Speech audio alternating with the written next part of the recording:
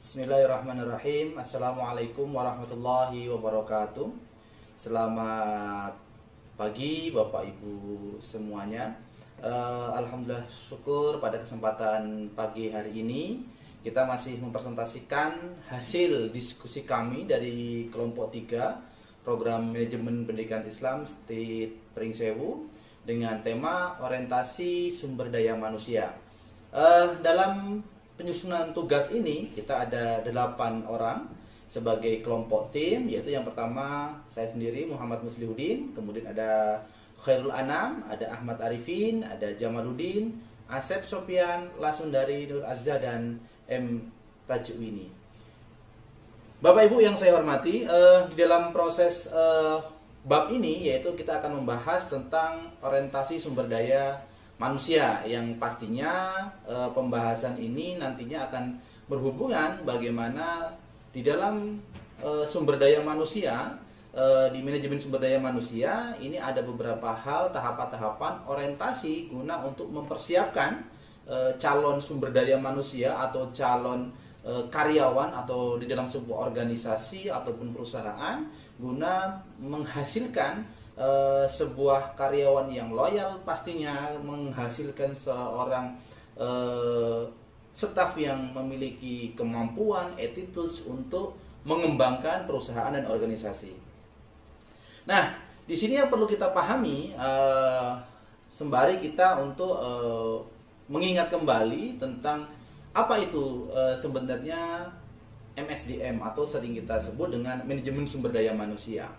Nah, ini ada beberapa ahli yang mengatakan dari beberapa kajian riset dari baik jurnal ilmiah atau dari buku itu menjelaskan bahwasannya yang dikatakan sebagai MSDM atau manajemen sumber daya manusia ada suatu proses memahami berbagai masalah dan ruang lingkup karyawan, terutama pegawai, buruh, kemudian manajer dan tenaga kerja lainnya untuk dapat menunjang aktivitas lembaga pendidikan, organisasi ataupun perusahaan. Nah, ini definisi daripada MSDM menurut Zulkifli Rusdi pada tahun 2016. Selanjutnya menurut Hasibuan pada tahun 2019 dalam kajian artikelnya mengatakan manajemen sumber daya manusia dapat diartikan ilmu dan seni, ya, mengatur hubungan dan peranan, ya, tenaga kerja agar efektif dan efisien membantu terwujudnya tujuan perusahaan, karyawan, dan masyarakat. Nah, ini menurut pendapat Hasibuan pada tahun 2019. Nah, mengapa sumber daya, sebelum kita masuk ke orientasi tentang sumber daya manusia, mengapa kita bahas sekilas tentang manajemen sumber daya manusia?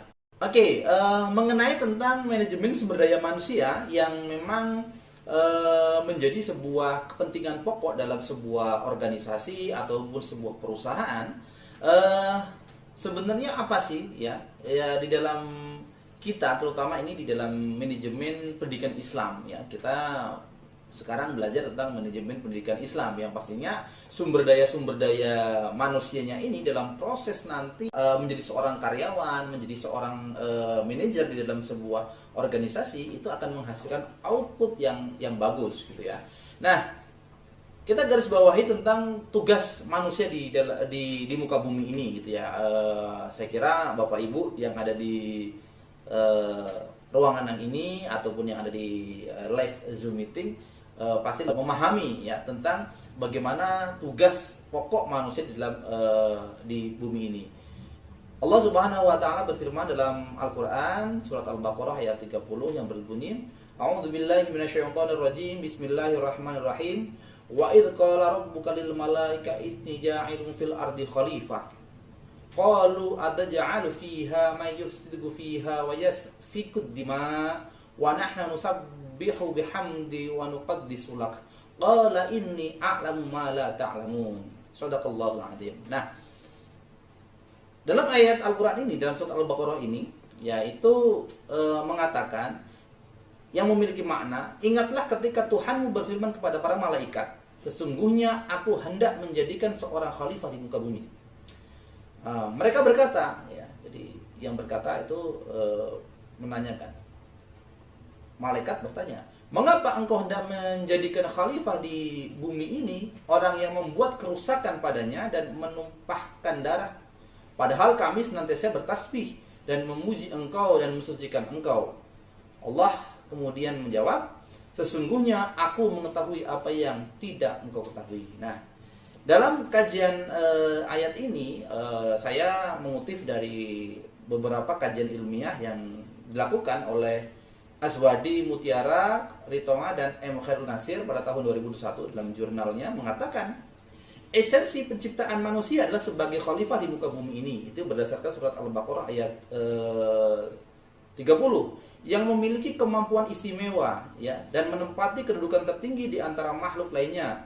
Ya, Al-Qur'an menegaskan bahwa manusia adalah makhluk yang bertanggung jawab yang diciptakan dengan kesempurnaan daripada mulakinya. Karena itu manusia dikaruniai akal, perasaan, dan tubuh yang sempurna. Nah ini berdasarkan kajian yang dilakukan oleh Aswardi dan kawan-kawan pada tahun 2021. Nah ini menceritakan bahwasanya kita diciptakan oleh Allah di dalam di muka bumi ini itu dijustifikasikan bahwasanya kita makhluk yang paling sempurna. Yang itu ya kita memiliki akal, perasaan, tubuh yang sempurna. Nah ini kan menjadi sebuah hal di mana Allah Subhanahu Wa Taala menciptakan manusia guna untuk menjadikan bumi ini sebagai tempat ibadah manusia dan bisa memanfaatkan sebaik-baiknya karunia-karunia Allah Subhanahu Wa Taala yang ada di dalam bumi ini. Nah dalam ayat Al-Quran terdapat sejumlah pernyataan yang menjelaskan bahwasanya manusia itu memiliki kedudukan yang tinggi. Apa saja? Level-level kedudukan tinggi manusia itu ya yang berkualitas tinggi, memiliki kearifan, produktivitas dan bahasanya sederet istilah yang dipasang ya. Ini ada beberapa hal sebagai khalifah di bumi itu manusia. Jadi dalam Al-Qur'an manusia seperti ayat yang saya bacakan tadi adalah sebagai khalifah di muka bumi. Yang kedua, makhluk yang diunggulkan ya. Manusia itu sebagai makhluk yang diunggulkan. Kemudian sebagai pewaris kekayaan bumi. Nah, ini kadang-kadang bisa juga disalahartikan. Manusia menjadi pewaris kekayaan bumi ini tujuannya malah tidak hanya mewariskan, tapi malah banyak yang merusak. Nah, ini dalam sebuah ayat juga mengatakan bahwasanya kerusakan di bumi, di laut, di darat itu adalah sebenarnya ulah tangan manusia juga sebenarnya itu. Kemudian penakluk sumber daya alam, yaitu tadi ya. Jadi kita ada pertambangan dan sebagainya ya. Itu manusia mengeksplorasi dalam upaya untuk sebenarnya meningkatkan kesejahteraan ya masyarakat. Sebenarnya pengemban amanah ini yang paling penting. Kalau manusia yang diberikan amanah sebagai khalifah di muka bumi ini tidak memiliki ketulusan dalam mengemban tugas yang berat ini, ya semuanya akan rusak dan semuanya tidak akan bisa dinikmati sesuai dengan yang menjadi dasar kita ya, terutama kalau di Indonesia itu keadilan sosial bagi seluruh rakyat Indonesia. Nah ini kalau kita tidak memberikan atau kita tidak memiliki amanah dalam proses pengembangan sumber daya alam. Nah selanjutnya di sini kan tadi mengatakan bahwasanya di tema kita itu orientasi sumber daya manusia. Maksudnya seperti apa? Nah ini ada beberapa ahli mengatakan bahwasanya orientasi adalah aktivitas sumber daya manusia yang memperkenalkan ya ini memperkenalkan karyawan, staf ya atau yang akan ya memberikan nilai dampak kepada organisasi, kemudian kepada tugas-tugas yang dikerjakan atasan dan kelompok kerjanya. Nah, ini menurut Marwansyah tahun 2010. Jadi yang dikatakan sebagai orientasi adalah aktivitas sumber daya manusia yang memperkenalkan karyawan baru kepada organisasi dan kepada tugas-tugas yang dikerjakan. Nah, jadi biasanya kalau kita dalam bahasa organisasi, ya mungkin Bapak Ibu yang aktif di perusahaan atau yang aktif di dalam manajerial di sekolah, itu biasanya kalau ada karyawan baru itu ada istilahnya magang. Magang ada yang 3 bulan, ada yang 6 bulan, nah, dan seterusnya. Nah ini bentuk dari mana memperkenalkan lingkungan kerja baru untuk menyelaraskan antara visi, misi, dan tujuan daripada sebuah organisasi atau perusahaan. Kemudian juga mengatakan, Deden Suherman tahun 2019 juga menjelaskan bahwasanya yang dikatakan orientasi adalah program yang dibuat oleh perusahaan atau organisasi untuk memperkenalkan kegiatan yang harus dikerjakan, tempat pekerjaan yang baru, peran karyawan, kehidupan, kemudian personel budaya seperti apa terhadap lingkungan di tempat kerjanya, dan dinilai keyakinan. Jadi maksudnya seperti ini. Ketika kita melakukan orientasi kepada karyawan baru, ini tujuannya adalah bagaimana kita ini biasanya dalam sebuah organisasi itu butuh yang namanya chemistry, bahasanya chemistry. Supaya apa? Supaya ketika kita melakukan sebuah tindakan kerjaan itu sesuai dengan rule, SOP, standar yang memang diterapkan oleh perusahaan, gitu ya. Jadi jangan sampai nanti umpamanya kita memberikan sebuah tugas apa kepada karyawan baru, karena dia tidak mengalami tadi training, tidak mengalami yang namanya orientasi, tidak mengalami yang namanya pendadaran terlebih dahulu, sehingga apa yang dilakukan oleh karyawan itu tidak sesuai dengan visi misi perusahaan. Nah, ini penting untuk dilakukan. Selanjutnya adalah pengertian orientasi, ya. Menurut Tuan Effendi Harja, ya, tahun 2002 mendefinisikan orientasi dengan suatu program untuk memperkenalkan pegawai baru dan peran-peran mereka. Organisasi dapat menyebabkan kebijaksanaan, peningkatan kinerja pegawai individu dalam sebuah perusahaan. Nah, ini pentingnya kita melakukan orientasi atau sistem magang, gitu ya. Nah, di sini dapat saya simpulkan, orientasi yaitu adalah bagaimana kita memperkenalkan hal baru kepada karyawan atau calon karyawan mengenai sisi perusahaan atau sisi kinerjanya karyawan nanti mau dideskripsikan di mana, dikerjakan di tempat kerjakan di mana, dengan tujuan, ya, dalam upaya meningkatkan mutu dan loyalitas dalam bekerja. Nah, kalau mutu loyalitas seorang karyawan itu ada setelah kita orientasi sehingga dia memiliki mutu yang bagus, loyalitas yang bagus, saya yakin dalam proses berorganisasi itu akan menjadi sebuah magnet atau menjadi sebuah daya tarik tersendiri dalam upaya meningkatkan kinerja perusahaan. Nah, ini tentang garis umum atau garis secara umum tentang pengertian orientasi. Kemudian yang masuk di dalam kita yaitu orientasi pendidikan dalam perspektif Islam, gitu ya. Jadi karena kita mengambil tentang manajemen pendidikan Islam, ini ada orientasi pendidikannya dalam perspektif Islam. Nah, tentunya mungkin kalau kami praktisi ataupun ya struktural ataupun lain sebagainya di sebuah organisasi sekolah. Nah, ini penting bagaimana orientasi itu dilakukan untuk mengetahui bagaimana loyalitas seorang calon karyawan terhadap perusahaan atau organisasi yang kita pimpin. Ada 3 hal yang umum di dalam dunia pendidikan Islam, yaitu yang pertama ada al-tarbiyah, ya, yaitu memelihara. Kemudian yang kedua ada at-ta'lim, mengajar. Kemudian yang ketiga ada at-ta'dib atau pembiasaan, melatih. Kemudian secara garis besarnya pendidikan dalam perspektif Islam berorientasi pada 5 faktor utama, yaitu yang pertama tentang pembentukan akhlakul karimah, yaitu sumber daya manusia. Saya sering juga menyampaikan ke rekan-rekan tim kerja saya itu kalau mengatakan kemampuan itu bisa diasah, tetapi attitude, etika, kemudian akhlak itu penting. Tujuannya apa? Untuk membentengi, ya, gitu kan. Mungkin dalam kitab taklim, ya, mungkin Bapak Ibu yang Pak Yai yang ada di sini lebih paham, ya, tentang bagaimana akhlak itu mencerminkan sebuah keilmuan, gitu ya. Jadi dalam bahasa taklim itu mengatakan kalau orang yang ilmunya biasa-biasa aja tapi etikanya bagus, akhlaknya bagus, orang itu melihatnya itu bahwasanya dia orang yang benar-benar berilmu. Tapi kalau orang yang berilmu angkuh, sombong, tidak mau menyapa teman, tidak mau menyapa yang ada di sekitar dia, ya. Nah, itu keilmuan dia akan tertutupi dengan keangkuhannya. Nah, ini makanya penting, yaitu dalam pendidikan, ya, terutama dalam perspektif Islam itu adalah pembentukan akhlakul karimah. Yang kedua, ikhlas beribadah kepada Allah. Ya pasti ya.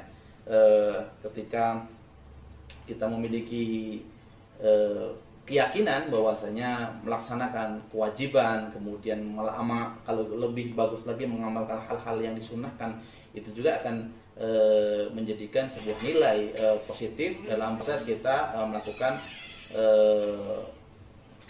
pendidikan dalam perspektif Islam. Kemudian menyebarkan ilmu pengetahuan dan kebudayaan. Ya. Ini yang ketiga, ada yang namanya salah satu dari indikator utama tentang pendidikan dan perspektif Islam adalah menyebarkan ilmu pengetahuan dan kebudayaan. Nah ini seperti yang saya bikin video ini, ya di dalam video ini kan paling tidak nanti bisa di-share, disebarluaskan ya, untuk memberikan pemahaman ya mungkin karena pemahaman saya juga masih belum begitu luas tentang pendidikan Islam, nah itu juga akan menjadi sebuah nantinya menjadi pembelajaran bagi saya sebagai pemateri.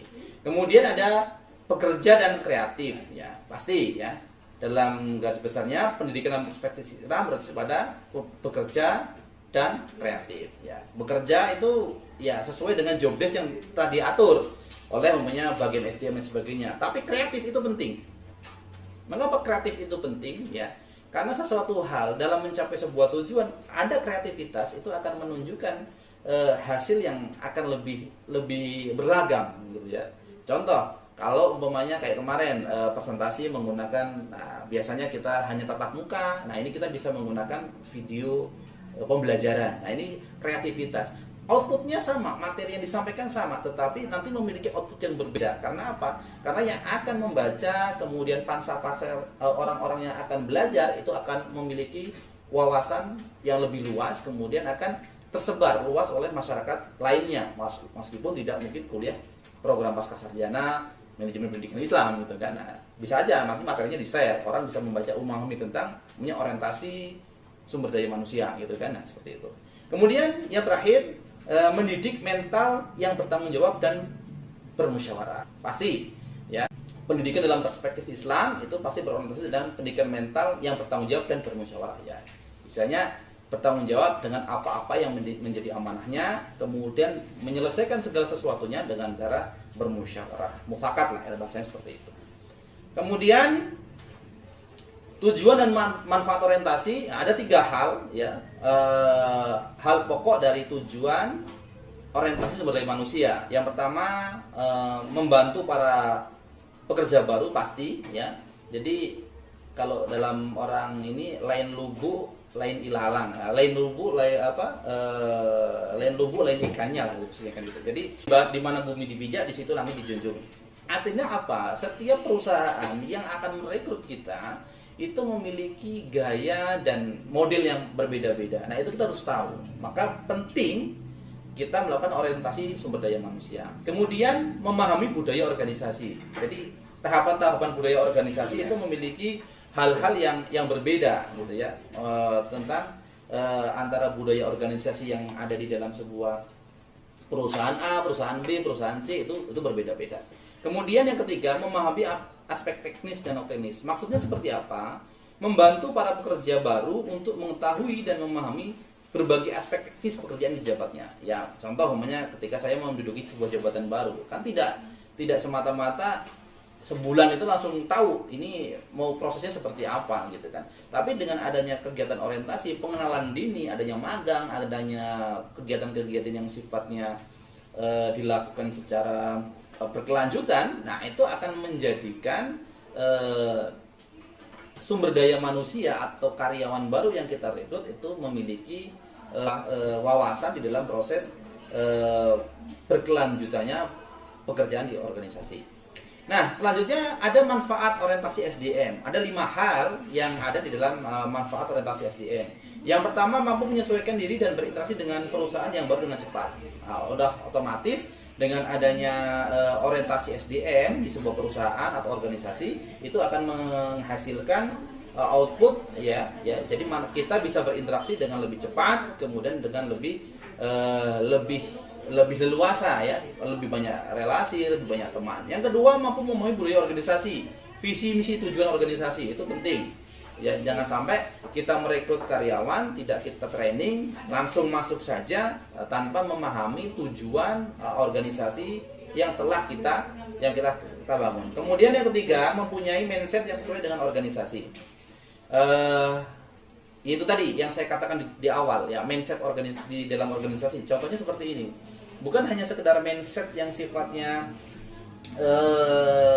umumnya kita fokus ke gaji saja dan sebagainya, itu penting, tapi mindset yang apa, tujuan organisasinya itu apa, sehingga kita memiliki sebuah chemistry antara karyawan dengan perusahaan. Kemudian yang keempat ya, persiapan pekerja baru dalam menjalankan tugas organisasi. Oke, dengan adanya karyawan baru, orientasi ini penting. Tujuannya apa? Untuk menjalankan tugas teknis atau job desk, pekerjaan yang dilimpahkan kepada seorang karyawan yang baru. Kemudian dapat mengurangi perasaan kegelisahan. Ya, jadi biasanya kalau kita menduduki sebuah jabatan baru itu, kalau kita tidak mengetahui rule perusahaannya seperti apa, tidak ada trainingnya, tidak ada pembinaannya, tidak ada orientasinya, nah itu juga kadang-kadang kita akan mulai dari mana, itu bingung gitu kan. Tapi dengan adanya SOP, dengan adanya hal-hal yang memang sudah menjadi pemahaman awal kita sebagai calon karyawan di sebuah perusahaan ataupun organisasi,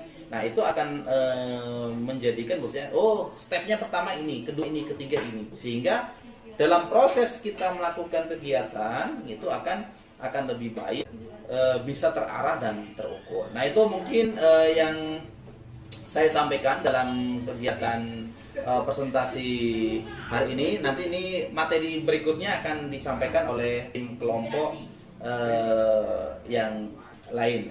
Oke, dari saya cukup sekian. Monggo silakan dilanjutkan untuk presentasinya. Terima kasih.